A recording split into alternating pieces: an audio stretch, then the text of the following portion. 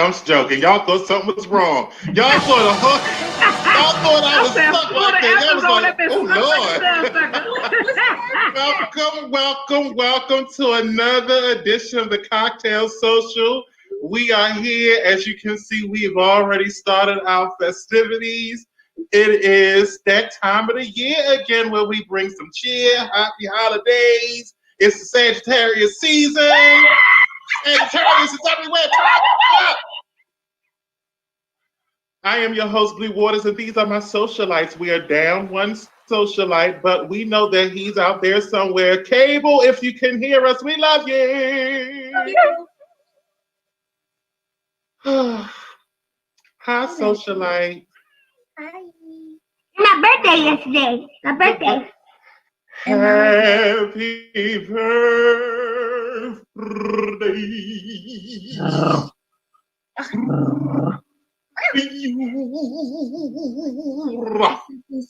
Happy birthday. Guys, come on, McGrath. Happy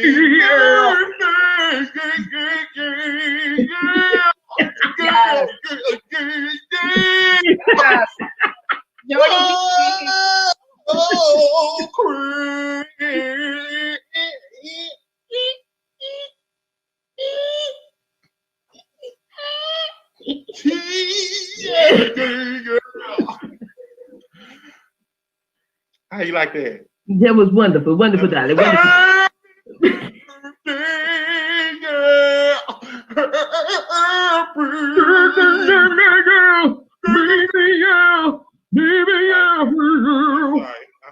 I'm sorry. To you. Unmute yourself, Mr. Gilmore. You take yourself out of punishment. You too, Nate. You sound like Marvin Sapp They trying to on you hard get as something. crap. Horrible. That was for you. I was saving that up all year long. That's about as bad as the one I sung for Karen. I know, right? So the motherfucker said 3 hours later.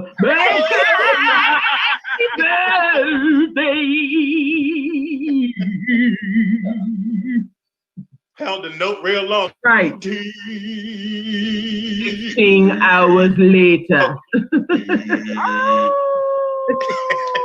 Hey. I'm trying to find a note. When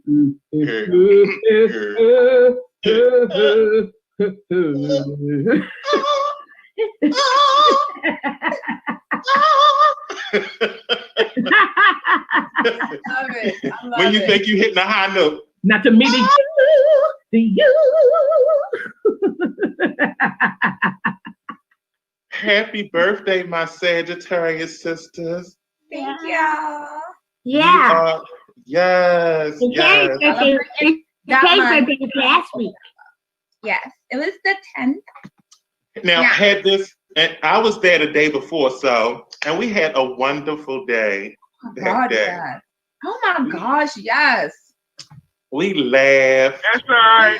Well, me and Christy went out on Saturday and we had a wonderful day. Yeah, up until I dropped my keys in the trash can. And we laughed and we had a good time. Well, that's okay, because me and KK, we got together on Wednesday. We had a really wonderful time. Everything. We had a tremendous time. We had a tremendous time. Come on, Trump. Everything was tremendous. We had a tremendous time. It was much better than yours. Much better than yours. Couldn't have possibly been better than the tremendous time that we had. Don't worry, Miss K. I detect a little gel in that pudding. Just a little gel. Everything was wonderful until I dropped my keys in the trash. Everything was good up until that point. Oh. Yeah. Miss K and me got the same last name. Yeah. Okay, so I was mad. We couldn't party like we supposed to have celebrated because that would have been a Gutman celebration. Anytime you had my ugly sweater party around my birthday. Yes. Oh yeah, the last time it was so much fun. Man. Do you remember that time? I got pictures. Oh. I got pictures. Pearly. He came with that bitch with a flowered sweater with pearls on the bitch. Made into the sweater. Yes, that was from 1954. Yeah, I don't know. It might have been from the 80s because I think I had one when I was little and whatnot. To wear with your stone wash jeans with the zipper in the back and the bow. No, this was made by a lady named Daisy. And it looked like every bit. It was made by a lady named Daisy. And she. What you doing? You can't get up my ass, nigga. What the fuck you trying to do? Oh, wait a minute. That sound like. Hold on. That sound like Jailhouse. Hold on, that's Jailhouse porn. What's going on? All I heard was you can't get up my ass. What you trying to do? That's Jailhouse. You said, I'm intrigued. Call CO. He done sped up on me like he thinks got my attention.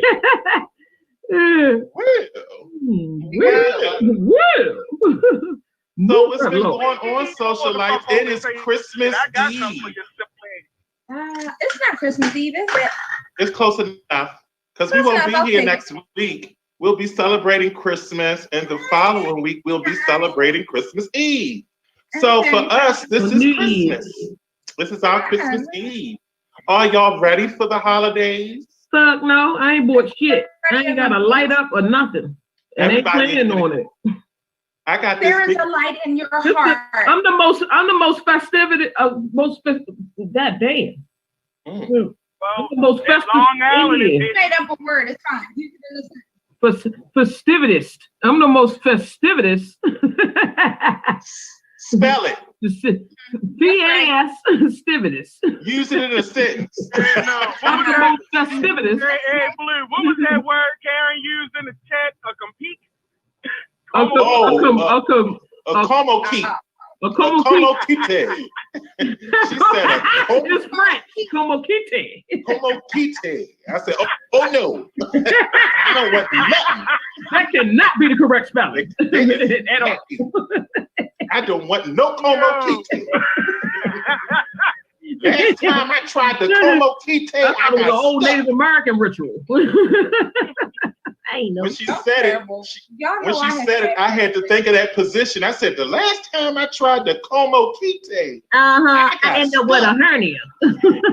I had my como stuck with my kite.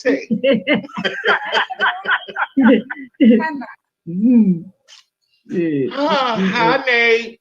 Hey. Nate looks sleepy. I had a long day. Nate did not have a nap. He didn't take a nap for lunch. Oh no. Does anybody else take a nap for lunch? Yes. Work from home? Shit, I ain't get out of bed till damn near 3 o'clock. Not when I work from home. When I work from home, I'm sitting at the computer looking like, why am I doing this? And in between looking at the computer and scrolling through Pornhub, then it's like, and sometimes Pornhub pops up on it. No, I'm joking. Yeah. I used to take a nap at work though. When you try to. Big booty milk gets it from stepson. Oh. Those are the titles. Wait a minute. Why First is that of all, every video? It is. Right. Or the stepdaughter gets punished by daddy for coming in late. It's some dark people. Y'all are some freaky dark people. That is so dark. First of all, with a big booty MILF gets. What you say, Mr. Gilmore? No, I was just saying, speaking of freaky, I want to shout out to my DMs this past week. They have been on fire. I love it. Thank you. It was an unintentional dick pic turned into a thing, and I'm very pleased with the pictures. It must be dick pic season, because I got one in my damn inbox. Yes, unintentional dick pic. I ain't never even got one before. I was shocked and appalled and intrigued all at the same time. Pick me. Go. What does that mean? Unintentional dick pic turns into a thing. Well, I put up a picture, and I didn't realize my dick was in it because I don't check for my dick. But I like the picture I took. And then I got an inbox from somebody special who said, yeah, your dick is all over the internet. And then I looked, I was like, oh shit, my dick is out. And then then people started liking it. I'm glad people liked it. It'd been fucked up to put up a picture with your dick print on there and nobody liked it. But so let me tell you. Digging the fact that. So for all of the straight guys out here and for the females, and man got dick. That's all I'm saying. We do know that this is officially gray sweatpants season. Yes, it is. Yes, it is. And I want y'all to know that there's a roving eye that's looking at sweatpants season. Yes, I look like that damn cat clock. Remember that old cat clock? First of all, you do that. I make the noises. You know how them cats be making them noises? Cat clock. I be making the sounds when they come around. That's my sound. That's so funny. That's the hashtag for the night. Unintentional dick pic. He knew what he was doing. He knew what he was doing. He knew what he was doing. Find out. He probably stroked the bitch to the side and shit, and was like, yeah, right there. Mm-hmm. Yeah. That's the and got it nice to, it was it wasn't fully, but it was semi, so you can get an idea. Find out. I'll put my hard dick into the group chat if y'all want to see that. Oh, well, shit. Well, don't tempt my tummy with the taste of nuts and honey. If you're going to do it, go and do it. What the fuck did you just say? It's like, no. Go on, put it up there. I mean, pull it out. I mean, that's how you feel. Pull it out. I mean, it is birthday time. Shit. No thanks. Hello. Oh, my dick out on 95. Oh no! He done ran over dog. Oh, poor puppy. Why is the dog on 95? Well, it shouldn't have been out there. Oh, poor puppy. So, ladies and gentlemen, today's Kocktail Social is brought to you by Been Gay. I've been gay. Gay. For a long time. For a long time. Hey, Chris. Hey, Lord. Sorry. Hey, Lord.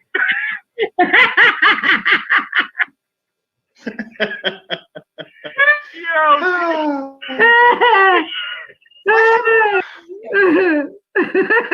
Hey, Lord. That thing is crazy. Oh my goodness. Oh, I'm starting it. Yeah. What happened? I was talking to myself, and that's what I do occasionally because I've made me a whole batch of love. And I've been drinking it. I've been drinking it by myself.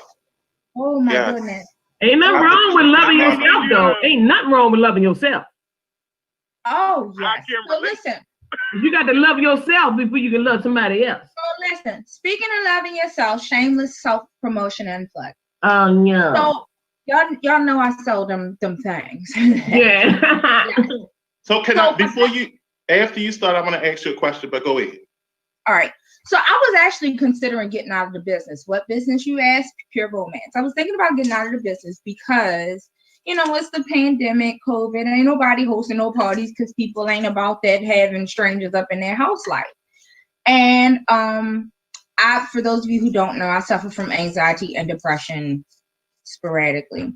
And sometimes my anxiety will manifest itself in my body, and my muscles will seize up to the point where I will lose range of motion in my neck. Mm-hmm. All this right here lock up. It'll lock up. Okay. So I had, all this has seized up. And my boo thing, in all his infinite wisdom, was like, babe, you got them things in the closet, like use one of them. They vibrate. Why don't you put one of them on your neck? I can't use that. Like, that's my business. Like, you don't use things like that. He's like, babe, I'm trying to tell you, ain't nobody gonna buy them right now. Like, just use it. And I'm like, well, we do promote one of them as a massager. So I'm like, okay, maybe I'll consider it. So, they are water friendly. You can use them in the tub for up to an hour. You can use them in the shower. So I decided to pull one of them out. Moist heat plus massage equals good for muscle tension. Man, oh my lantern. I got in the shower, turned that thing. Oh my lantern. You said loosey goosey. Loosey goosey. I'm trying to tell you, that knot opened up. The knot in here opened up. I hit back here, right here, and put my arm up. I hit a yoga stretch. Listen, I told myself, if I'm in business for nothing else but to promote this one item, then so be it. Then so be it. I need one. The item is called Opening Act. Look, this is what it looks like. It's a tiny little thing. It's got 7 speeds, 7. Show it again. Show it again. Turn it on.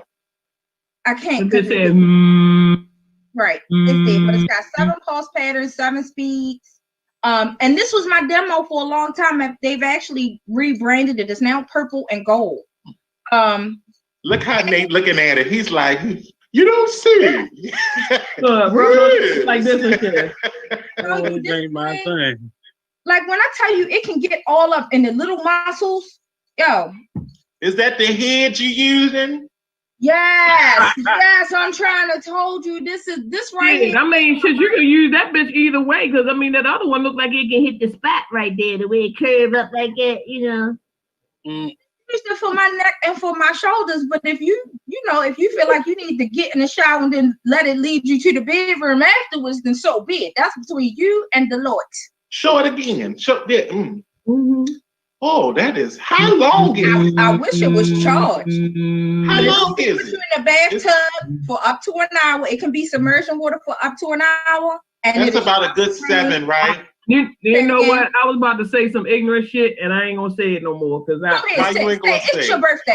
Well, yeah, you're right. You're right. It is my motherfucking birthday. But I don't want to pull a fucking Whitney Houston, fuck around with that goddamn thing in the tub. That's all I'm saying. Yeah. Oh no.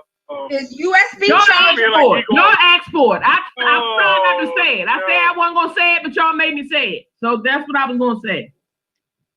Well, I mean, I understand because a bitch will drown with something if you in pleasure. You. it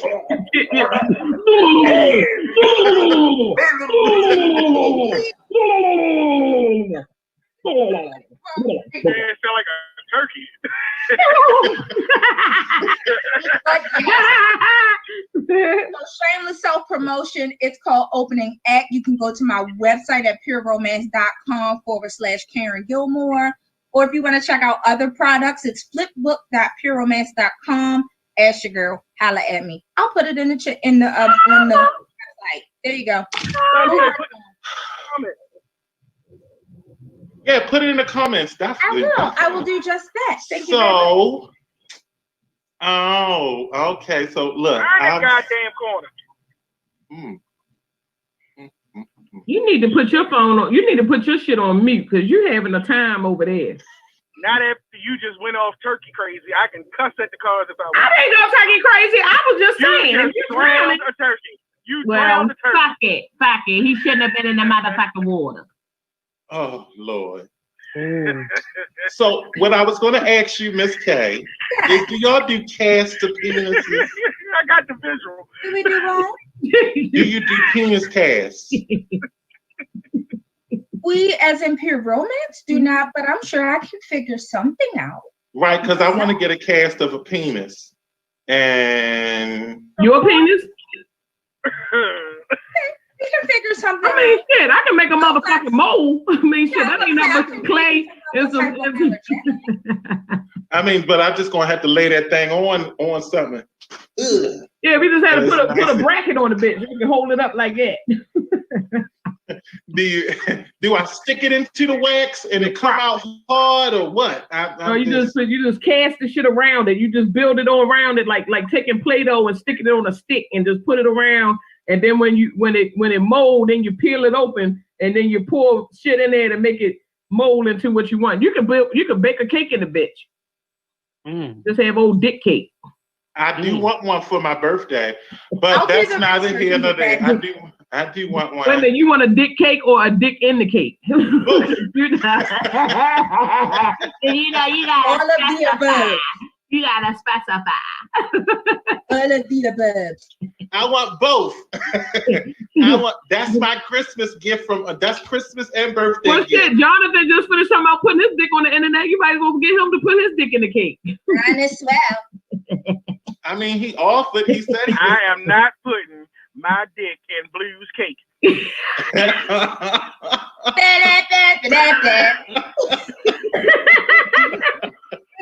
Got him! Just ain't happening. Well, since you put it that way, You know, shit. At least you know it's cake. With the extra ice. It's Duncan Hines if you want to know. Not Duncan Hines. The better your cracker, motherfucker. It's super moist. Love it too. Mama! Ooh, her. Lord. Look at her. Don't look at it like that. Don't act like you don't like a piece of cake. You know you like a piece of cake. Shit. Everybody on this screen like a piece of cake. It work for American Pie, why I can't work for you? Sure. Put your dick in that cake. Oh, y'all are so funny. Nigga. Cletus.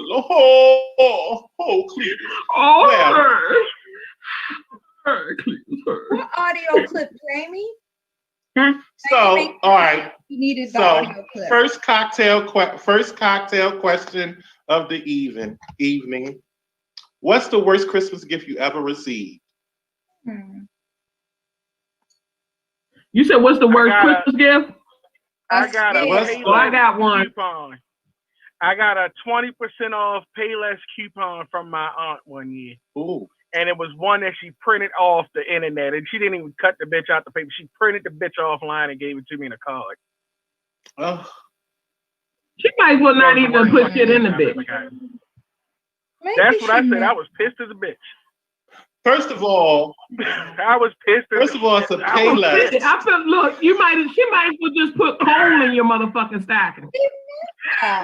First of all, I want to know. At least you could have burnt the coal up and got some heat from the bitch. You gonna give me a motherfucking whack ass fucking Payless pick and pay motherfucking coupon for 20% off. Hey, don't cuss at me like that ever again. Oh my God! If you should have went into an immediate windmill on her ass.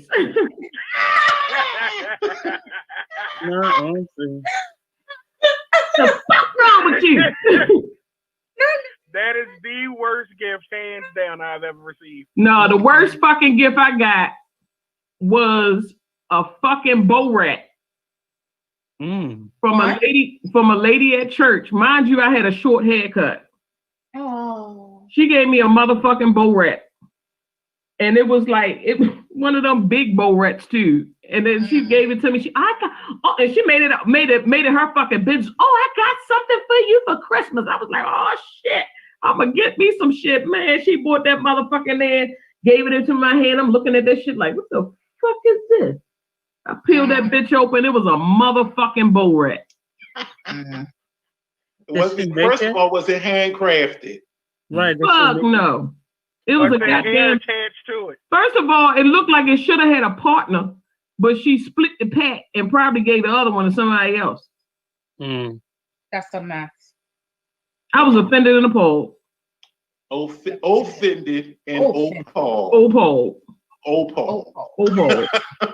You was offended and appalled. Offended and appalled. That's a shitty gift. I was offended and appalled. I got a fucking short. My shit was all tapered in the back and shit. My shit all, hard curled and shit. Got my little spiky shit going on. She gonna give me a goddamn bow rat. I'm like, the fuck I'm supposed to do with this? Even on a bad hair day, I couldn't even clamp that shit down with the little bit of hair that I had at the time. You know why I gave it to you? Because I seen you out here trying to be one of them old boys. One of them boys. So I want you to encourage you to grow hair like a gal. Okay. You wanted to be one of them old daggers. One of them daggers. You wanted to be a dagger. I ain't never been no dagger.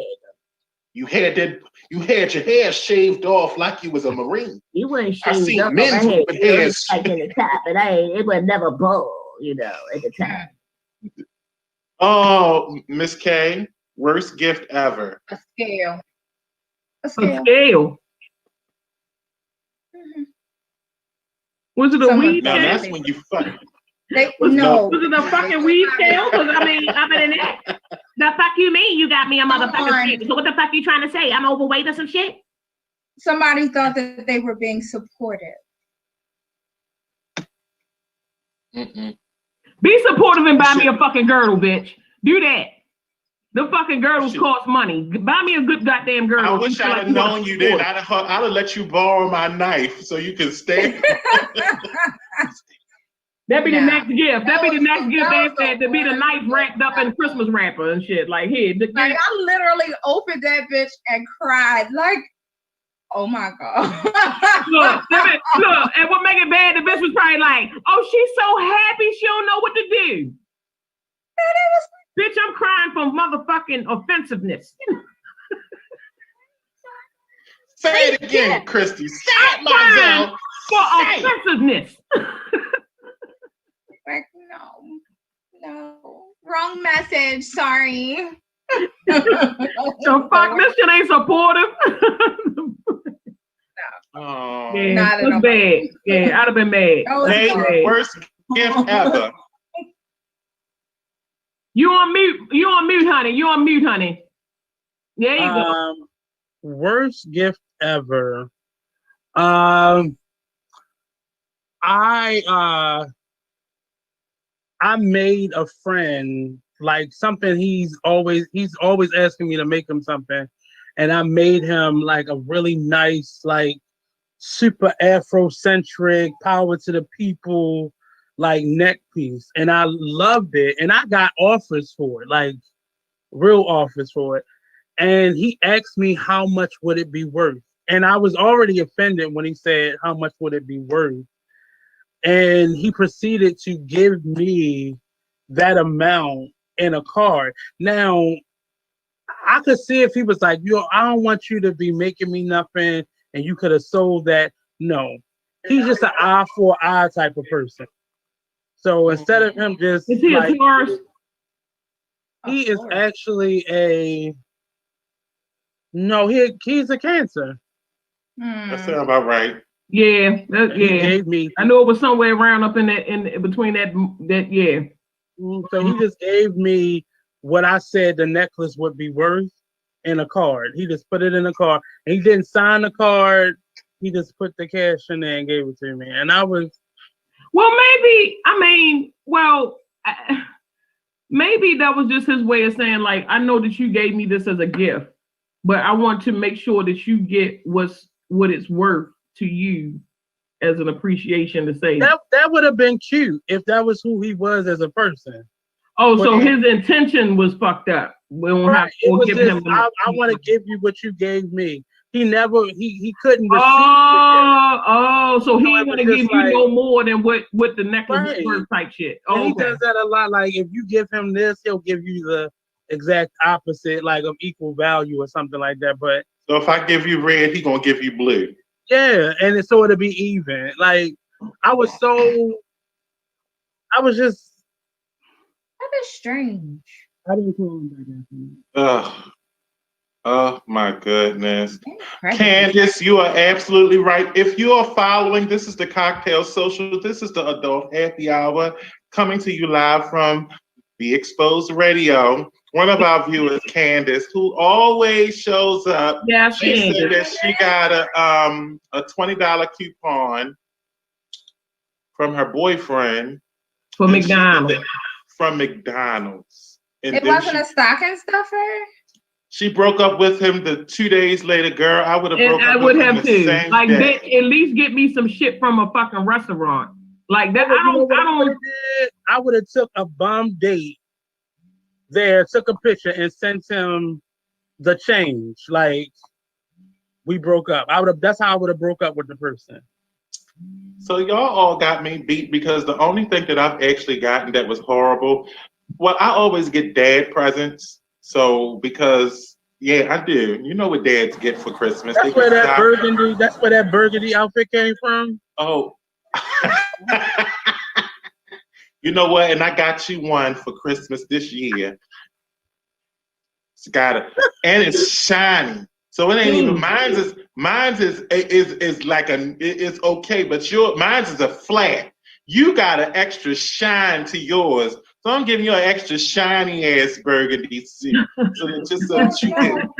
They just said the worst gift he ever got was beer that he don't drink. They got him some King Cobra. Ew. That's that ex-fiend drink right there. You ain't supposed. First of all, you ain't supposed to buy nobody no drink for any, like, unless you come into like a party and it's like, okay, this is gonna be community drink. But if you're buying somebody something for like a personal gift, you need to give them what they drink. Don't give them some shit that you know that they don't drink. Like that's nah. You know, if that's the case, only way you can do that is if you're giving them like bottles of wine or something like that. But not nah. Isn't King Cobra the cheap one? Palette. Isn't King Cobra cheap? Yeah, well, not as cheap as fucking Still Mickey. Reserve. Because I know you can get Still Reserve for 50 cents. I wasn't drinking Still Reserve and Old English in that motherfucker. Like this motherfucker got Old English. Hey, don't talk about Old English. I had a lot of good nights with Old English. Look how I felt with Old English. Oh, Pearl. Oh, Pearl. Oh, Pearl. Oh, Pearl. That's funny. Well, yeah, I got for my birthday, Christmas, I got an extra medium sweater. Oh, not an extra medium. You know what? It's a dad the gift. Shit that your nipples I told you, be showing it's dad gifts. So you I'm going to talk about it because it hurt my feelings so bad. I had high water arms. High water arms. I got some perfume one year that smelled pretty good in the bottle, but then when I put that shit on, I smelled like a goddamn tribe, like a real indigenous down in the. Like way down in the valley deep. They gave you the toilet perfume. I had that shit on. I had that shit on, and you know how you might go out the night before, and it's like you get home, it's late. You don't take a shower or nothing. You just go to sleep. Man, I got up the next morning. I was in that bitch sleep. I heard someone go,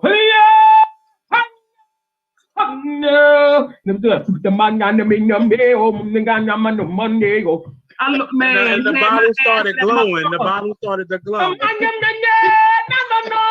No, and that bitch smelling trap was a motherfucker. That shit was offensive. I was like, I can't believe this shit. I threw this shit away. No. Yeah.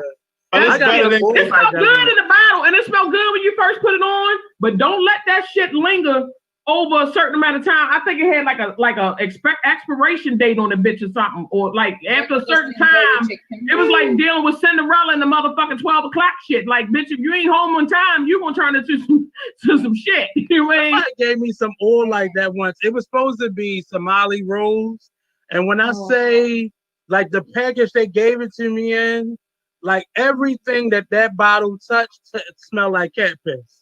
Somebody's hose. That's what it was. It was misspelled. Somebody's hose. It smelled like real cat, and I left it in my the way she wrapped it. I left it in a bag in my satchel bag, and I just kept smelling this smell that day at work. And I was like, what the fuck is that smell? I opened my bag up. I had to throw the bag away, everything. Oh. That was a perfect segue to a blues tale. Mm. So, when we got to do the introduction. A blues tale. A blues tale. It's a blues tale. I didn't know where you was going. Here's a situation. I was supposed to. Situation or situation? It was a situation. Oh, okay. Situations come up too. It wasn't. I did say piss, so I just thought he was saying shit too. It was a situation, and I was asked to sing at a wedding. I think I did. Y'all, everybody, Maybells, Mr. Gilmore, y'all might have heard of this story. But so you know me, I'm a cat lover. I have a lot of cats. And I know this. So one of the male cats got excited and sprayed my slippery herbs. And it was in the This is not going to go well. It's not good. It's not a good story. And so I go, so it's 90 degrees. It's the end of summer. Not going to end well. You didn't smell it? I didn't know it until the heat hit him. And these are slippery herbs.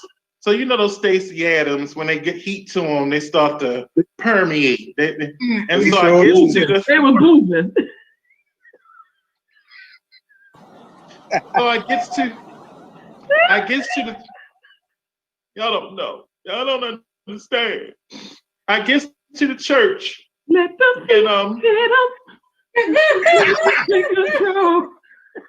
and I sit. They sit me at the table with some old ladies. Oh, were these church ladies? Because they. Oh, they're gonna say it. They're gonna call it. This is the conversation. This is the conversation. I'm not lying. They was like, "You smell that, Alberta?" Yes. Smell it. Oh, I love old ladies. I love them. It smell like a cat in here. Oh Lord, did you smell it? And it's three old ladies, and they going back and forth, talking about looking at you at the same time. Oh, they were reading because let me tell you, the smell didn't show up until I arrived. So you know, right, that's the smell. You know they was looking at me like, do you smell it? I smell it too. I didn't know where that came. Where it come from? It's my shoes. Still talking about you. You know, look. Every time he walk by, all you hear is. Blue, I understand. I had some shorts that got pissed on by a cat. Oh, I stayed over somebody's house. And me and Karen were in the car driving up from Virginia talking about we still smell them damn cats. Where the fuck is that cat at? But the way they was saying that, it was like, it smell like a cat in here. You smell cat? Do you smell a cat? I smell Did a cat. You know it was you by that time? No. So what happened was I was sitting there, and mind you, I had a feeling, but I didn't want it to be me. I got a feeling. That's why I would never own a cat. I would never own. That's what to this day. So it changed me. So honestly, I don't own male cats unless they're neutered. But yeah, it was a horrible situation. And of course, you know, they was it wasn't here before. Now I just said so now they hitting. Now they hitting. They trying to let your ass know it's you. It wasn't here before. I didn't smell it earlier today. No, I didn't smell it either. And then they looked at me like, when they know it's you and they ask you, "Is it? You smell that? Do you smell that, young man?" I ain't nothing like a church lady. That's when you lean over to that old hut thing. You say that's your tooth. That's your old tooth. You just made me spill my fucking drink when you said. You motherfucker said it's coming from over here. Do you smell that, young man? It's coming from over here. She all up on your motherfucking neck and shit. You smell it? It's coming from over here. Cats and taco meat. Well, you know the story. Yeah. Come on, James. And don't forget the cilantro. Don't forget the who? The cilantro. Oh, the jumpy. So extra medium sweater. But that was a blues tale. I sung the song and then I hauled ass. After I sung the song, I got out of there. Should have walked slowly because that breeze. Yeah, because that wind. Look, when his ass went by real fast, it said, oh, they still talk about you and that family. You remember when you hired that pissy ass? That pissy ass singer for your wedding? He came in here smelling like a kennel. Oh. Did you know the person? Did you know the people I did, but I was so embarrassed I never said nothing about it. Don't own cats. That's and what have we learned? Get your cat spayed and neutered. Go ahead, buy a barker. Responsible thing. Go ahead, buy a barker. Give me Mickey and Minnie any day. I can't do no cat piss. Get your cat spayed and neutered. It's nothing like being out in public. It's nothing like being out in public and smelling somebody's cat. It is nothing. And I'm not talking about their cat. I'm talking about their either way, it's a bad situation. Either one. I thought it was either one. Either way, it's not good. One of them should be whipping up to you now. No, the other cat. Now, when that cat starts to jump in, that give you a fucking migraine. I done had that cat beat up my head before. I don't like that. It's a different cat pee. It's different, but when that other cat get the boofing. Oh, that's gonna make me pull out the tambourine. Hold on. Oh yeah, I knew he was a tambourine player. We look like you was about to cuss. Go ahead and cuss. I'm sorry. That cuss was right there. He's like, you cuss me right out, you mother. You black mother. You had your lips folded when you said you mother. He ate that one. He ate that one good.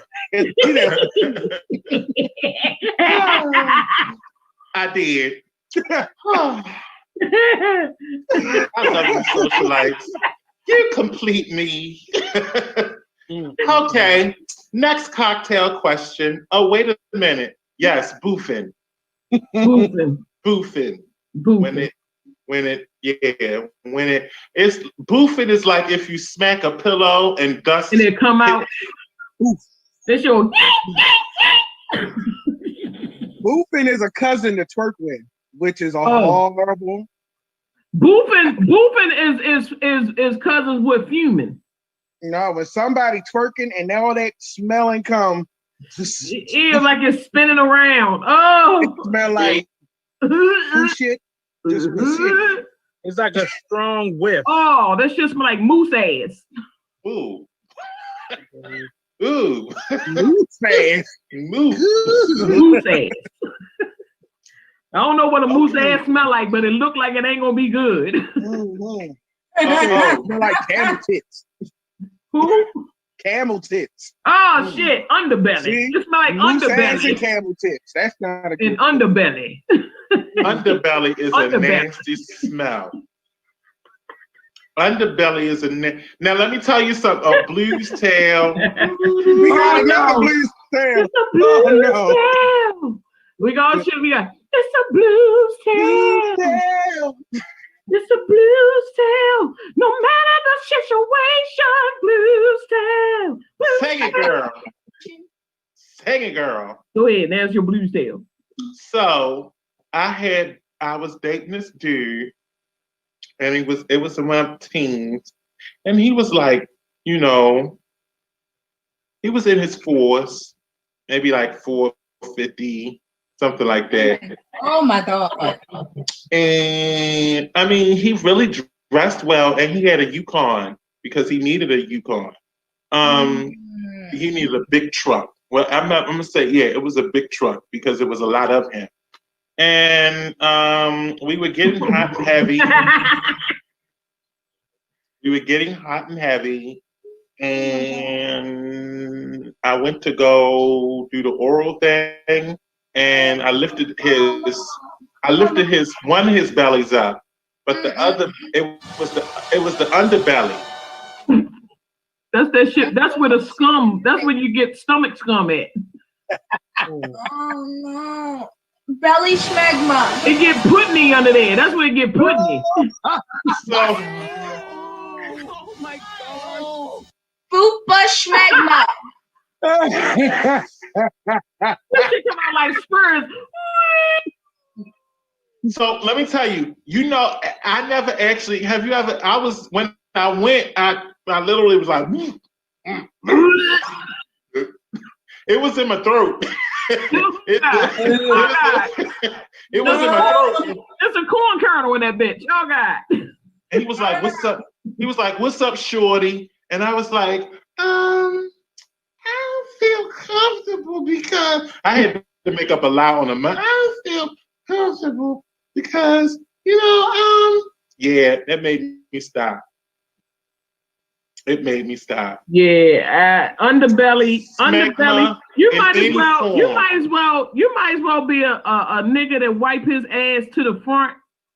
Like instead of reaching behind him, he pulled that bitch to the front and dragged that bitch across his balls, and then want you to.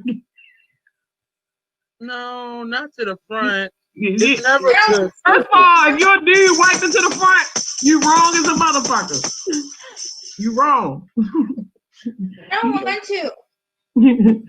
You can drag that shit across your nuts and then you talking about, ooh, get it. No, nigga, nigga. There's some ladies out there that wipe to the front. Yeah, and they have yeast infections, okay? Chronic. Ain't no worse than shitty pussy. Now that's pudding. That's a custard. Like a taki. All right. Like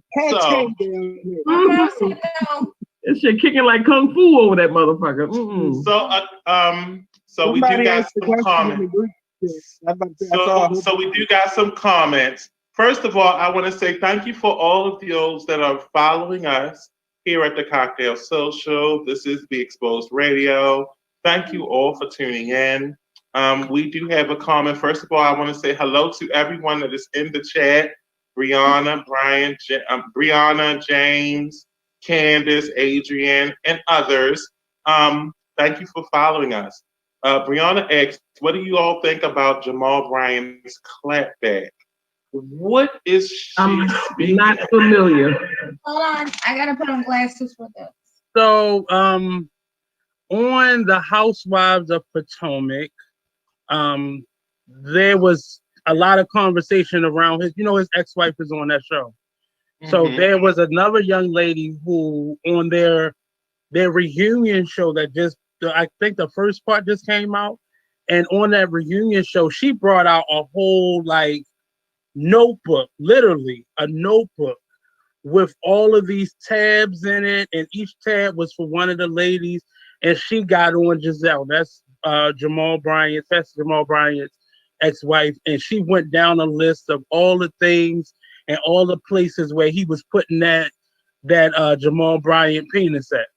And she had an actual text message from another woman who was claiming that she was with him while they were allegedly trying to get together. Some of these reality shows tape a year behind, and then a year to 6 months later, that's when the show actually comes out.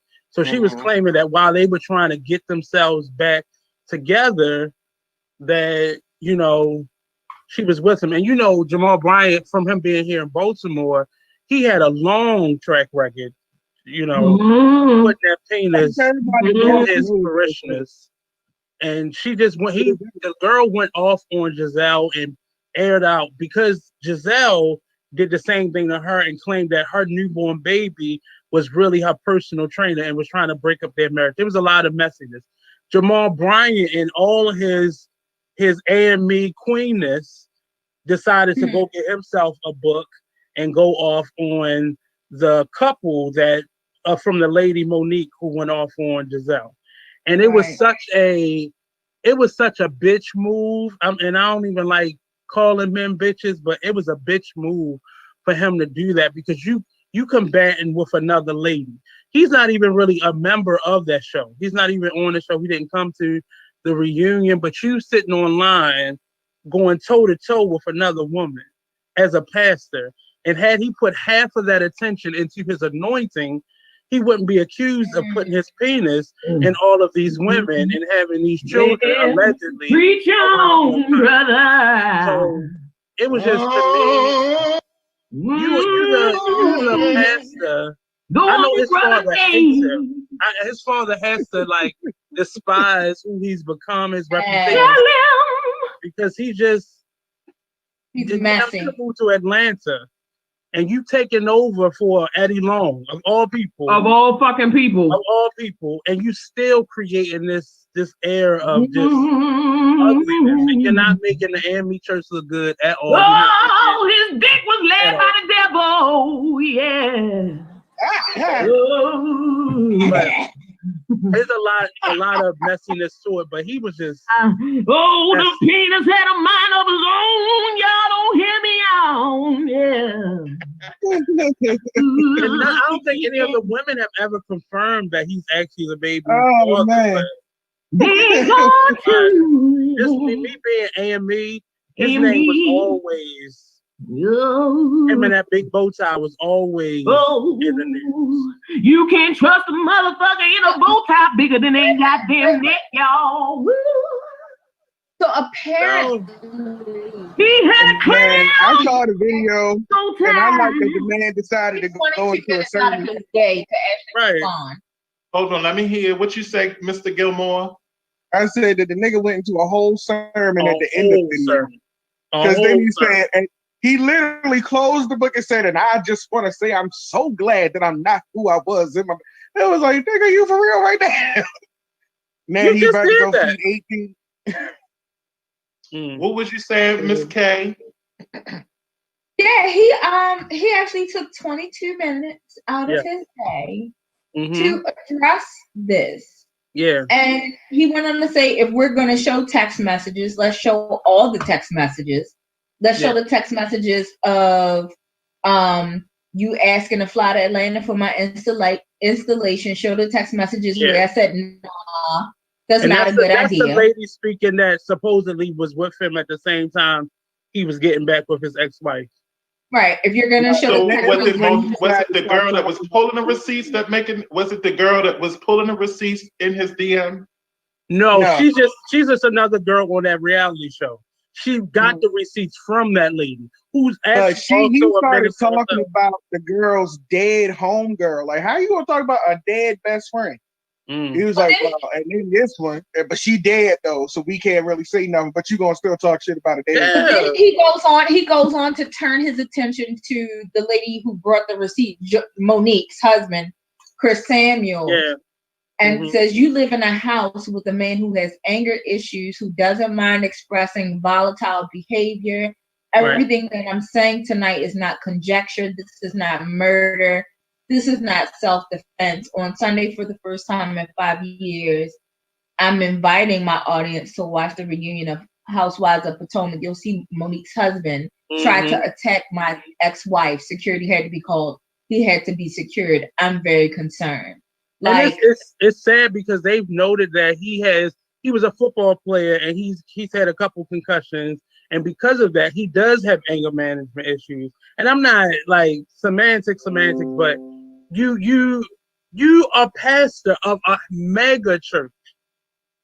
You know, but he called the man pastor. He said, I called his pastor and talked to him about it too. I'm like, you ain't shit. But he was like, proving really just how messy. So everything everybody has been saying about black churches and black ministers, you sit on that show for 20-some minutes and prove just how messy the black church is. Baby. And you the leader of that church. Because he's not a representation. A lot of this is also him. He has Did you say he's not a representation? No, what I'm saying, no, he can't. Because the thing is that, I mean, he's a person. He is the fuck up. The black church ain't. And I think that's what I mean, I do know, and I will say this, there are a lot of pastors and there are a lot of leaders of churches that have done some questionable behavior. But that's those individuals. They're not. But they don't ever check them. So the fish stinks from the head. And if you keep letting that type of behavior, and I'm sorry, he's no longer AME. He left the AME church to be able to take over Eddie Long's church. But I mean, they just, every congregation he goes to, they just keep on allowing that behavior. Well, and I just want to say, Blue, I understand what you're saying, that he does not represent all of every black church. However, for those people who say that black churches are this and black churches are that, and look at how they're crooked and look at how they do this, this right here only it don't help. It didn't help. They got a whole YouTube page out there. He's out here. He's got a wife. He divorced from his wife. He divorced from his wife. He's been accused of having babies outside of his wife, outside of his marriage. He's been seen doing tweet where he called her, she's not the first lady, but she's the last lady, blah, blah, blah. He's back with Giselle, and now you got this foolishman here. Like, you don't make it no better, bruh. You're supposed to hold up a standard. Yes, I understand that you are only a man and that men are full of faults. However, you still occupy an office. Yeah, you can't, and I don't generalize because I go to church.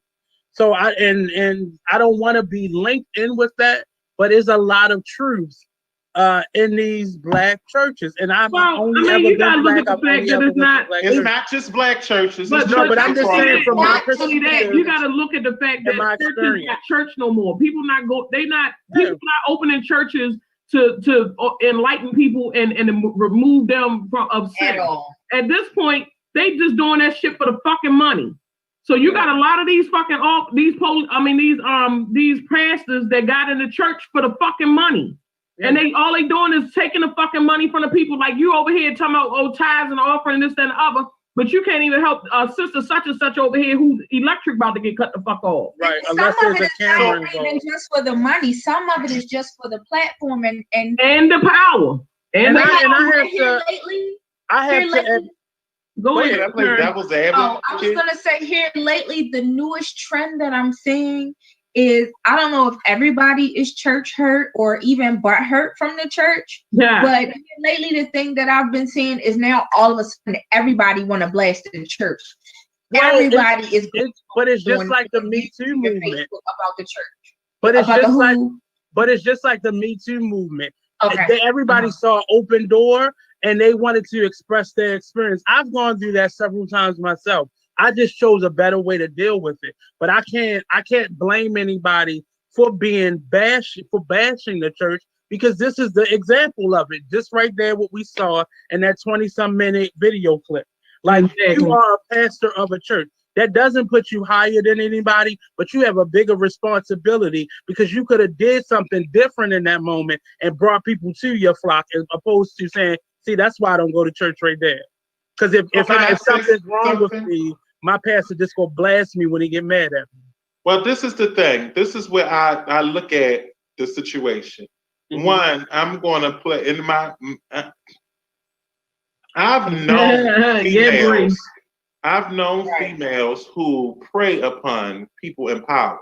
Mm-hmm. Listen.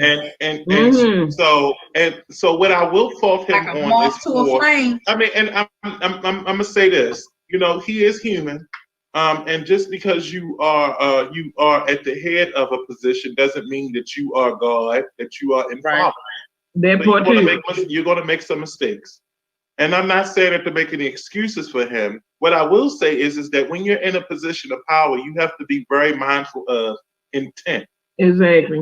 And there are people who knew that he was married, who knew that he was in this position of power, and who said, I don't care, I'm still going to try my hand.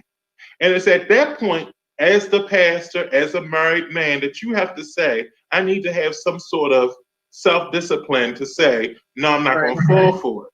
Right. And what happens is, and then the thing is, you have to think of how can this actually come back to bite you? Right. Because in this situation, the whole thing was, and this is where I have to fault Giselle, because I think that in her sense, she didn't know that there was, you can't go throwing stones at someone's house, glass house. They're prepared to throw bricks at yours. And your shit already because she was literally, when you say this woman came back with a book of information, a whole binder. She was like, to me, she was egging, she was waiting for the opportune moment. Yeah, she was taking notes, literally. Her remarks was because the lady Giselle and a number of the other ladies attacked her family in that way. Like she could have lost her husband, her livelihood, all that over a lie that was more allegedly a lie. But it just proves that in this situation, you stop throwing rocks and hiding your hand, because you never know what somebody's been paying attention to. She wasn't hiding her hand. Giselle and them was just throwing rocks to be messy. They were being catty. But here is the thing. This is the thing that I don't understand. With what I used to be involved in the church that I belonged to, the one thing that I learned is when you are in the first family or first family adjacent or whatever, you can't trust nobody, because you ain't just anybody. Like it's certain things. Yeah, you're the first lady. Everybody want that position. Like you have to conduct yourself in a certain way, because you never know who's watching, who's looking, who's around, who's doing what. Yeah. You gotta surround yourself with people that you know that you can fully trust, because you never know when it's gonna come back to bite you in your butt.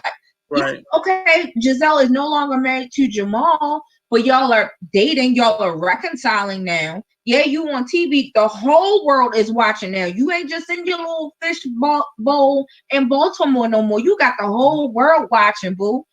So whatever y'all talking about now, you got this lady, she got a whole book with tags, you said? Well, I think a lot of times when they make these pastors of churches, they looking at how many asses can he put in the seat. Now I'll give it to him, because I went to his church for just for a spell, and I'm not gonna lie, it was like, okay, his message was great. I like his style of delivering the message, but it's just a message. He's the messenger. He is not like Blue said, he is not God. And so you put these standards on these people, making it like they God, but at the same time, when you appointed him to be your pastor, did you do your homework on him? Well, see, unlike a lot of the other pastors, his father gave him that church. Now, you can't deny Pastor Jamal Bryant's covering. You can't deny it, because he's been able to escape all of these allegations, all of this bad press, and still be like tremendous behind the pulpit. The problem comes in when his message doesn't match his lifestyle is his lifestyle, and that's the problem that that's why I stopped. But again, that goes with appointing somebody to a position. Well, he was given the church. And because he brought his even giving him, even him just getting the church. I mean, you still putting a standard on him that he's still a man. You know what I mean? And I'm not condoning what he did, but I'm saying he's still a man. And as we said, they coming at him, he's a person of power. So you're gonna have people throwing cooch at you all day long. I'm gonna say that this is gonna be my piece on this. Because everybody's saying a lot, and we all kind of start to repeat ourselves too. I think one of the things about, you mentioned his covering on him. I don't know if that is a divine covering or if it's just a covering that we have traditionally started to put on pastors. Because when you have someone who's like James Fortune, who is known that he burned his stepson, that he beat his current wife, that he has beaten his children to the point of them being in hospitals with broken bones and everything. But then he can come back and just say, I'm just a man, I'm just human. And then the church accepts him back again. And then when he does it again, he can again just use the same thing because no, because see, you ain't getting hold on, Let me finish. You're playing off the fact that people are human and that they do fall, so you manipulate that so that you can come out a certain way. And most churches nowadays are completely a business. When you are working in the church world, gospel singers do not make money. Period. Most of these famous gospel singers, you know, they are working. Some of them are still working regular gigs. Some of them they ain't making as much money as you think. So the racket now is start a church. So when you start a church, you bring in the extra money. Kim Burrell, everybody talk about how hurt they are.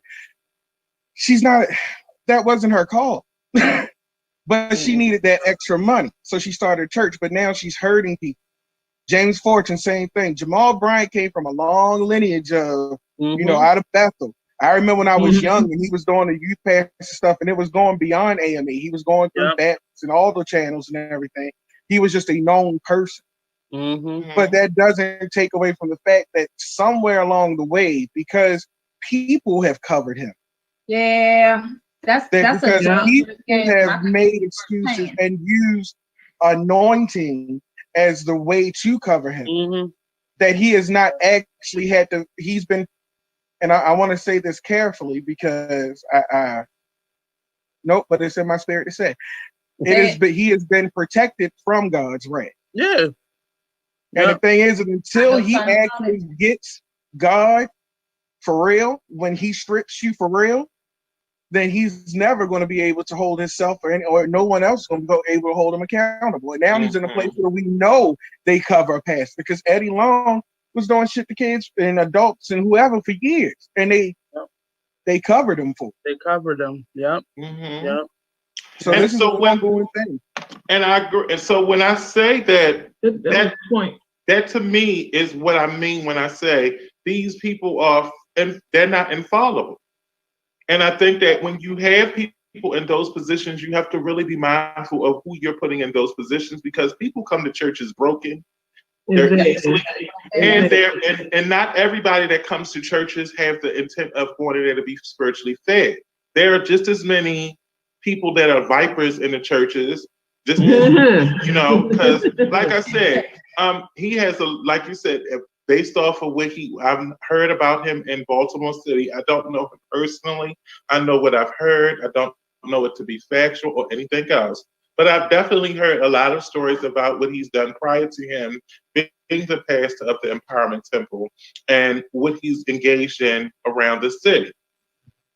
And it's definitely damning. And when you have someone in a position such as Giselle, she's on a platform where people are going to scrutinize her life. They're going to look at every aspect of her.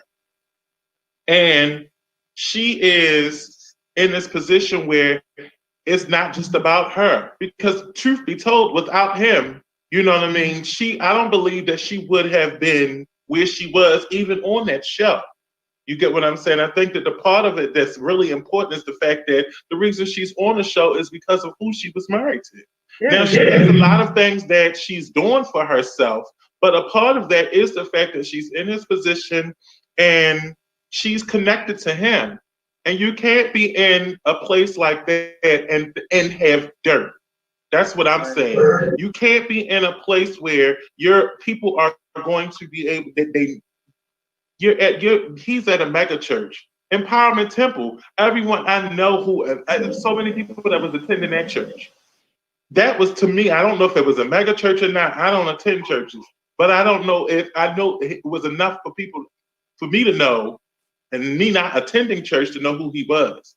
And I knew even without me attending church the shit that he did. So when you're in those types of positions, you have to be very mindful of the shit that you have out there prior to you getting into that position, because a lot of stuff that followed him wasn't stuff that I heard, wasn't even stuff that he did while he was on the pulpit. It was stuff that he was doing before. So it's like, even with that position though, there's been something that happened in the church where now we're having this conversation where we're saying he's human. That at one point in the church, that was already a known fact. Yeah, that a pastor was not infallible, that a pastor was not held up so high that he did not fall I mean, you know, everyone knows about Martin Luther King. Everybody knows about, you know, his transgressions, everything. And they were dealt with, but there was something that happened around, and I'm not blaming Jamal Bryant. I'm talking generally about the era in which he got big, where there were so many young people in church who, for some reason, fed into this infallible, just completely, they got hoodwinked by these men and women who kind of made themselves to be God. Yeah. And I think that is a question, because that is my generation. What happened along the way? Where is it because you took the foundation, which is the elders, out of the church, and you pushed them to the side and just said they don't know what they're talking about and they just old? Is it that, you know, is it economical? Is it what is it that happened where you think that these pastors either are or have to be perfect, and I'm going to follow them blindly, almost to the point that I'm going to call my pastor daddy? Yeah. And I think that is something that is fucked up, because now that means that my thought process is that these pastors are now manipulating a broken person to get more out of them. I'm going to say partially in response to you, Mr. Gilmore, I think a lot of it has to do with, some of it has to do with the ego of the pastor. Because I think for them, they're in that position. And I will say this, I've never seen the term kind of resound so true when it says power corrupts and absolute power corrupts absolutely. Yes. And when I see individuals in those positions, I think that that's the thing.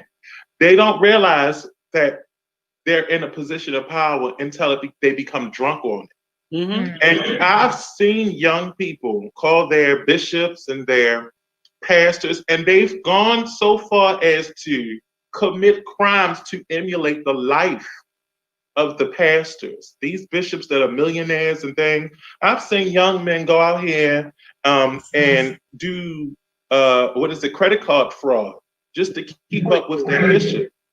Credit card fraud is one of the biggest schemes in churches. Most people, you know, because they want to emulate the lifestyle that they see their pastor. And I've even heard pastors say that you're not blessed until you have financial stability and freedom. So what they perpetuate is that in order for you to have this covering from God, you have to have these financial blessings. You won't have bills. You won't have if you have bills, then you're doing something wrong, because look at us. Look at my family. The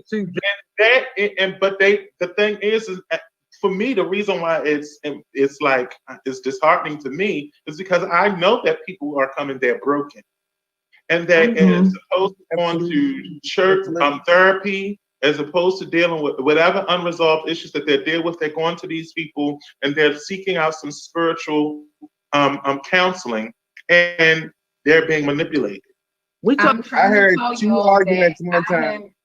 I spent 20 years in a church, and I'm trying to tell y'all that I almost missed God in those 20 years under that.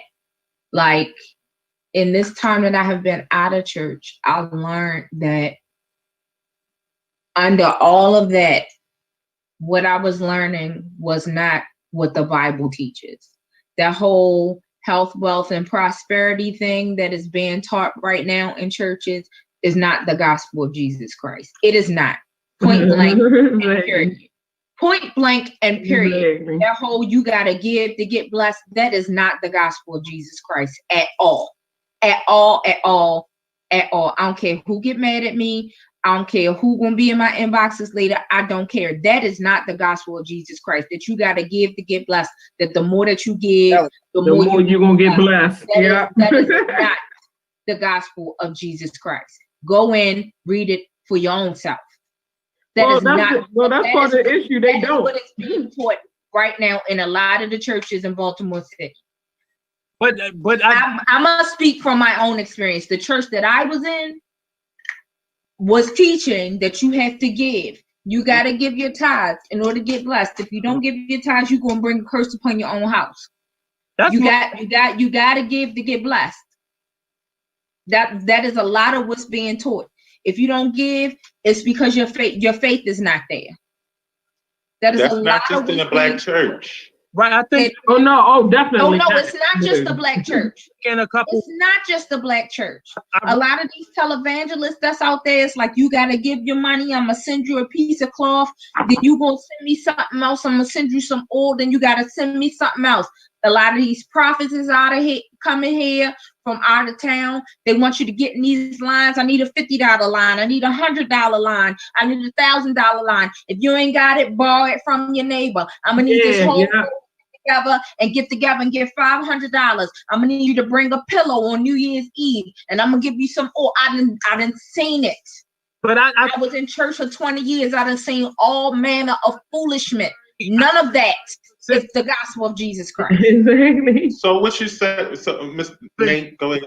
I'm sorry, Nate. In churches, we see it because of the relationship that we develop there. But as we were saying a couple weeks ago, this is a cultural problem. We see the same thing in the music industry. We see the same thing in the educational system. We see the same thing in our families in general, whether they go to church or not. I think the issue needs to be solved across the board, not just in the church. And I'm not saying it, my experience with church have not been perfect, but I know it's people coming from outside into a church. And it's just magnified because we're supposed to be God-like creatures and we're supposed to be doing so much good, and it doesn't happen. But I think the problem is cultural. I can't speak for any other race. I'm sure it's happening across the world, but specifically for people that look like us, that come from where we come from, it's cultural. And then they get leadership because it wasn't their calling to be, like Jonathan was saying, it wasn't their calling to be in a church. It became their money grab.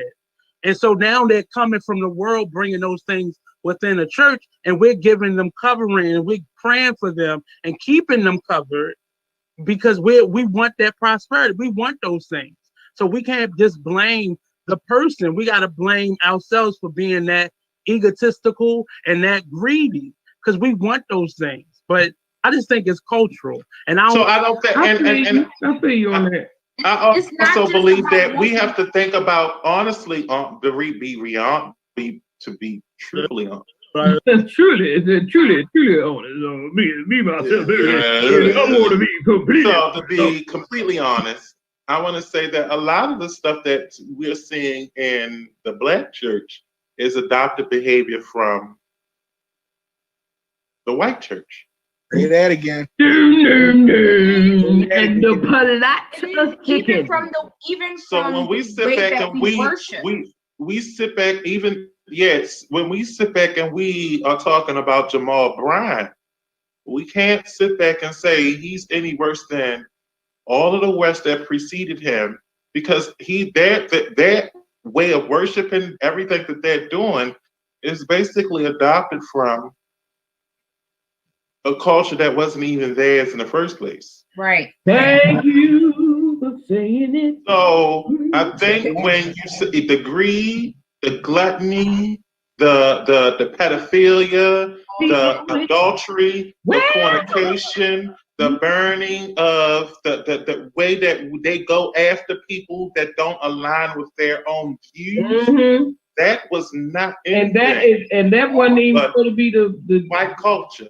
And so when you sit back and you want to really call a spade, you have to look at it from that perspective. Yeah, it's sickening. As much as I want to sit back and say that Jamal Bryant is a bad person, he ain't doing anything that no one else is doing. Now the issue is, the thing is that he's being called on it because he's sloppy and got caught. Oh, that part. But the reality is, he ain't doing nothing that nobody else hasn't capitalized off of and done. Right. So now that's my part. Because at this point, if you're a celebrity, in a sense, any publicity is good publicity. As church, first of all, church and state wasn't even supposed to be blended. That part too. You know what I'm saying? It was. Come on now, he ain't doing nothing more than Catholics doing, Lutherans, Episcopalians. They've all vegetarians. They all do the same thing. And so what I'm when we pick up it's something when we pick up a type of lineage that it just is ugly on us. And I'm not saying it's not ugly on them, but it's hurtful and ugly because that same system was used on us. Yeah, and I get it. But what we've been taught is that's how you make it. That's how you're supposed to lead a church. That's how you capitalize. But again, we live in a society. We live in a society. But we're assuming that you got to go to church. Like when you go within, you don't need to go to church in order to reach God. When you reach God is most of the time when you by yourself and you go within your own goddamn spirit is where you find God at. You're not going to find God going to church. And that's the thing. That's not what's been taught. And well, that's why you have so many people that's dropping out of church. But you got to look at the individuals that's going to church. It's like if you went to a hospital and you said that I'm going to hospital to get cured, and you never get cured. Right. The thing is that people go to churches because they're spiritually hurt. They're looking to be spiritually fed, and they have been taught. Hold on, they've been taught that this is the only way that you can access God. They've been taught that the person that's at the head of this church is the only way that their teachings is going to be the only way. And you know why? You can access God. You know why people think that? Because they don't read the book for them fucking selves. But the book ain't even. If you don't need the book to access God. No, you don't. But I'm just saying. If they willing to listen to somebody to dictate to them who God is or how it's supposed to work, and you're not reading the book yourself. If you read the book yourself, you'll see the discrepancies between what the preacher telling you and what's in the book. No, but the thing also is that it's not just about being broken. Church's whole function, the reason for it, is that you are going to be with like-minded people. Right. That's communion. But it's not just about healing. It's not. It's supposed to be about celebration. It's supposed to be. It's literally you getting together with a bunch of other people that feel and what you do, and then going. The real work happens outside of it. Right. Yes. That's it. And all a pastor is supposed to do is guide it to make sure that it stays. Yeah, to keep the herd. That's not how it's supposed to be. Get lost. I'm literally just talking about what it's supposed to. What it's supposed to be. And now we know that if we're talking about the Black church, that it had that function and several other functions because it became the only place where we could meet legally. And we had to actually get work done with and through the church, which is why most major organizations come out of AME Methodist churches. Mm-hmm. But outside of everything, just speaking spiritually, all it's supposed to be is for us to come together. That's true. Your healing will come while you're together. Your deliverance will come while you're together. Your whatever it is will come while you're in that space, having a spiritual moment. Now it is, and if the church has only become about doing some type of hospital or only for broken people, or then it's already fucked on its own. Well, and that's not what it was supposed. That's not what its purpose is. That's not what it's supposed to be. And at that point, you're just warehousing a bunch of broken ass people who aren't getting well. But that's what. Because they broke the rules by integrating. I know. I know what everybody's fucking saying, but what I'm saying is while we're sitting here, just keep on harping on this brokenness. What people need to deal with is examining how they handle and deal with church, and that needs to just be a solution, and that's it. Because right now we know it's fucked up. We know it's not right. We know it's antiquated. We know it's gone in a bad direction. And now at week 3, where we've discussed this, where it's like there needs to now be a solution. And if your solution is I need to leave and get my shit together, and if I choose to go back, then I will, then that's what it needs to be. If your solution is I can't do a pastor, that's just not where I am, then that's what it needs to be. Because right now, all we're doing, I feel like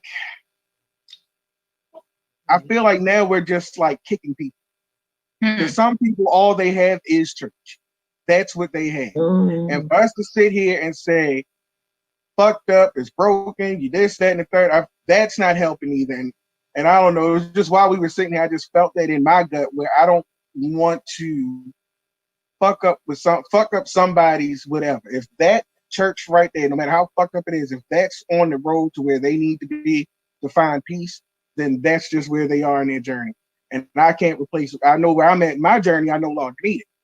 Mm-hmm. But where they are, they need it. And I just feel like right now we just kind of spitting and beating up on these people without actually, because there is some good that comes from it. Yeah, I don't think we beating up on the church as a whole. I think we beating up on the situation. You know what I mean? Yeah, and I mean, we've been very general. We've been very general. Yeah, we've been talking about one person, but we've been catching up from people on a whole. And I don't want anyone to feel like who's watching, who may feel like they need to join this bandwagon. If they feel in their heart that they need to be where they need to be, then just be there until you can either change it or whatever. Because we've all had fucked up spaces.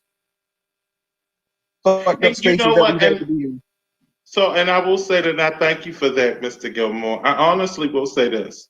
The reason why that I started this platform, the Kocktail Social, is so that we can have this adult conversation about things that are a little bit touchy. I know that religion and politics and sexuality are those subject matters that people tend to veer away from. I don't subscribe to any religious practice. I have my own spirituality. I do my own thing. I do know that when people, and I agree, I do think that the idea of church, the true, what it was supposed to be about was exactly what you said. Individuals of like mind, like heart, coming together to support one another and encouraging spiritual growth. And it happens differently for everyone. They don't all have to subscribe to the same thing. What I do know is that when you are dealing with people who are seeking out something that they're missing, be it physically, mentally, emotionally, spiritually, or socially, those people, when they're seeking it out, are in a very vulnerable space. And I think people capitalize on that vulnerability. And I think that at this point, the reason why Brianna brought it up, and I thank you, Brianna, for tuning in, is to basically draw light to this individual that has, in some way, shape, or form, capitalized off of people's vulnerabilities. And they just so happen to be at the head of a church. And my take on it is, that's not uncommon. It's happened before. It'll happen more. What I will say is that we just have to be mindful of, one, the individuals that you're dealing with. Because if you're vulnerable, or you're in a vulnerable place, or you're in a position of power and you're dealing with people that are vulnerable, you have to be mindful because you're in that place. Spirituality is something that I hold dear to me, but I know that everyone doesn't have to go my way. It's a lot of different roads that lead you to God. Not you don't have to choose my way. You don't have to be a Baptist. You don't have to be Episcopalian. You don't even have to go to church. You can still find God. You can find God in the bar. Right. Shit, I found God. Let me tell you, most spiritual point with me was I was smoking some weed. So I had a powerful prayer. Standing there with a bottle was like, you know what? Powerful prayer. I know, but I do know that individuals, and it's not so much necessarily about being broken as it is about individuals are vulnerable, and because they are seeking that food, and they feel that this is where they can be fed in church, not knowing that you don't need the church. You are the church. Exactly. Church, you bring something to the church. But thank you, Brianna. Thank you, everyone that participated in the conversation. I think we have time now for a lighthearted yay cocktail question. So, what question is that? What's the perfect game for an adult party? Question. Yep. what's the perfect game for an adult party? So basically, if you would give an adult party, what would be an adult game that you know that everyone would have a good time playing? Question is a good one. Now explain questions. Now questions. You ask somebody a question, but they can't answer the question. So if I ask you, the object of the game is to get somebody to like just stumble or stutter and like, you know, you ask them something like so outrageous that they get stuck. They would have a question. Do it. Okay. Let me see. A question would be like, can I suck your feet? And then you could ask me a question back, or you could ask somebody else within the circle a question. So you don't know when a question is coming your way, and you don't know what that question may be. So if you stumble, then you basically got to drink. So I have to ask you a question. Yeah, but I can't answer it. So you say, can I suck your feet? And I be like, can I lick your toes? But so whoever I'm looking at, and I say, well, I can't say, can I lick your toes? Because you say, can you suck your feet? So I got to come up with another question. Okay. So you might say, can I lick your toes? And I might say, is your mother ugly? And then they might say, you know, they might get mad and be like, what the fuck you talking about my mother? Okay, well, you got to drink. You know what I mean? So, but if like you say, oh, is your mother ugly? They can come at me with another question, whatever that question may be, as long as it's in question form. So they can come directly back at me. You can go back and forth with that same person. You can switch it and throw it to somebody else. And it's the whole object is you got to stay on point to the point where you don't answer the question and you on point enough to ask another question. And you can't repeat a question. These some long ass directions. Just play fucking truth or dare and call it a damn day. Why your beard got diabetes? I never remember that shit.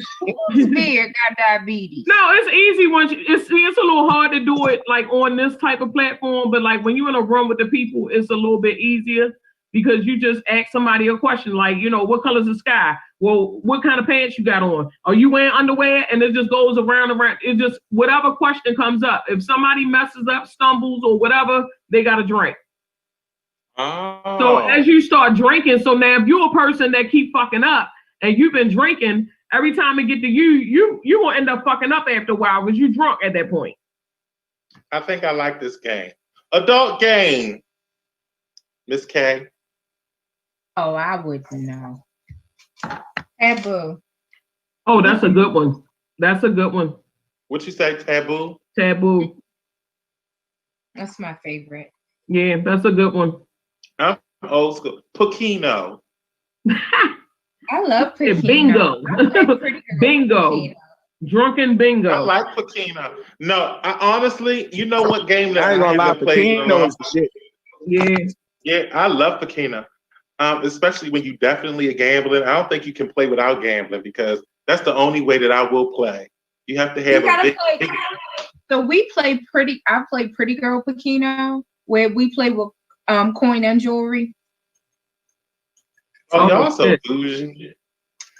I just do coins. But that's some good shit because you know it's hard to find. I ain't got no jewelry. All my jewelry comes from the dollar store. I ain't got no jewelry. Look, that's why all your fingers green and itching. I keep telling y'all you gotta come with me to the antique shop. Yeah, you know what, Miss K, I want to go with you to the antique shop because I'm trying to find a compartment ring. I had a ring that you can open up and put things in. Yes. Someone stole my rings. And I was like, you know, and they were definitely antiques. This was like, you know, great grandma ring. And you can open it up and I love those. I love those rings too. And they're so gaudy. I like gaudy rings. Well, look, she got more than one. We can go over there and strong arm Karen. Give it to me. Like she don't know it's us and whatnot. Also, Twister. You got a date? Nothing. I don't think. Well, actually, I got to play. Twister. I think that's a good adult game that I would love to play. Oh my god! But see, yeah. You said what? Twister's a good one, but Twister can get you caught up in some shit. Like what? If you in a Twister game with other single people playing Twister, and there's males and females and all that stuff, you already know it's gonna be people, all cross people and touching parts. That's the point. That's why it's called an adult game. I'm saying, you know, it's gonna lead to some other shit. And there ain't no caught up. I'm just answering what Blue said. He said, like what? Like he didn't know what the fuck I was talking about, but you all know what the hell leading to some other shit is. And it said somebody going to the ER. Now, hell yeah, shit. That's a dog game for back when you in your 20s. Brianna, what's LCR? Who? Brianna said LCR. And what is Mystery House? Wait a minute, y'all. I never heard of none of this. And y'all can't be on here making these games up. You gotta explain what the game is. Call in. My fat ass is not playing Twister. Hey Candace, don't sit back and call it go. Don't hate on and look, and you know that Twister board ain't as big as it was when we was kids. Because you know, when we was kids, it seemed like that bitch was like the size of a king size spread. It's like now you get on there now, it's like, damn, you can only get really like 1.5 people on there. But you know, the new Twister mat got some new shit where you fold in the mat and then make it shorter and some more stuff. It's fancy now. You going down. Ooh, I think I might get a Twister game. You know what would be wonderful is if we, again, my idea, Deep Creek and play Twister. We just saying that shit. Get the motherfucking cabin. Go down there. Yes. Now, look. Good food. Left, center, right. What's left, center, right? Brianna, you need to explain these things. Oh, yes. And Nicole Belvedere said, I'm old school. Spades. I've been trying to get a spades game. I'm just saying. I'm trying to play spades with you. Yeah, but it's like, after a while, it depends on what kind of mindset I'm in. Because sometimes I'll be like ready to play spades, and then be other times I just want to chill. I don't want to do all that damn thing. Dominoes. Dirty Hearts. That's a game that we used to play. Dirty Hearts was a game wherever you got a heart card, you can ask a person a dirty question. Oh shit! And if they didn't answer you, they had to drink. Oh shit! Yeah, and the way that you could play it, you could play it with even it was a drink or a dare. So, and the way that it was, we used to play with Everclear. So you would So we would put in the middle of the board a shot of Everclear. Oh my God. And we would flip cards, and if you got the dirty heart, you either had to answer the question, do the shot, or do the dare. Oh no. And so you was fucked up all the way around. Most people answer the questions, but Dirty Hearts was a good game. I like Dirty Hearts. Dirty Hearts was, if you didn't want to play Truth or Dare, you played Dirty Hearts. But it's the same damn game. It's not, because you have to have a deck of cards, and basically you shuffle the cards up and everyone flips the card. And when you get a heart card, you can ask someone a question. So basically, if I flip over a heart, I can ask anybody a dirty heart question. But they have to answer. If they don't answer the heart, they have to either drink the shot or do a dare. And then the dare, you don't know what the hell you're going to get. It's the fucking setup, is what it is. I was about to say, that sounds like trickery and deceit. Yes. It is. That's why it's an adult game, and you can't play this with everyone. No. Because you'd be like, yo, I dare you suck on so-and-so's big toe. That's a negative, Ghost Rider. But what happens if they refuse to do the dare? They gotta take the shot. That's it. And you can't come into the game if you're gonna be old punk ass bitch. Wait a minute. You look terrible. Brianna said Dirty Minds is a game where you read off of a card and it sounds dirty. Like Dirty Minds. To guess what you're describing. So this is so this is warm. So give me a name of a woman that ends in UNT. Wait, what? Give me the name for a woman that ends in UNT. UNT. The name for a woman that ends in UNT. The name for a June. No. Right. UNT. Oh my God. RUN runt. She's a runt. She's tiny. No. I'm not saying that way. Oh, AUNT, aunt. Very good. Oh shit. Someone said starts with a C. Cunt. I ain't saying it. Panda said blunt. And you ain't gonna say your aunt. You ain't gonna say a woman is a blunt. That's not even. So you have to. It's that type of game. So you would basically give clues and everything like that, but it shows you how your mind thinks. So the dirtier your mind is, then that's kind of like what's the name? Cards Against Humanity. Have anyone played Cards Against Humanity? We should have a Cards Against Humanity party because that's fun. Yeah. Yeah. And then I think that's what she said. So with AC. All right. New Year's resolutions. What are you doing in the new year that you're not doing right now? Oh, yeah, one. I'm trying to get extra zen. Like I'm trying to get to a super zen place. So I have two. One, improve my finances, and two, get this hula hoop thing down so that my body is snatched. Yes. I tell you, snatch. First of all, it's already working. So I ain't even gotta worry about it. Cause I've been with my best friend, we've been actually, and Miss K, because Miss K goes walking with me. Let me tell you, that thing right there, that's my workout partner. But it's cold as hell, so I understand. And she don't do the cold at all. But let me tell you, my best friend, we go out the net mother sucker with hula hoops. And we walk around the Montebello Lake. And every time we get to a light, we hula hoop. She actually walks and hula hoop the whole time around. So she can walk the whole, but she can only do it once. I was trying to get her to run around while hula hooping at the same time. She can do it. Can she do it?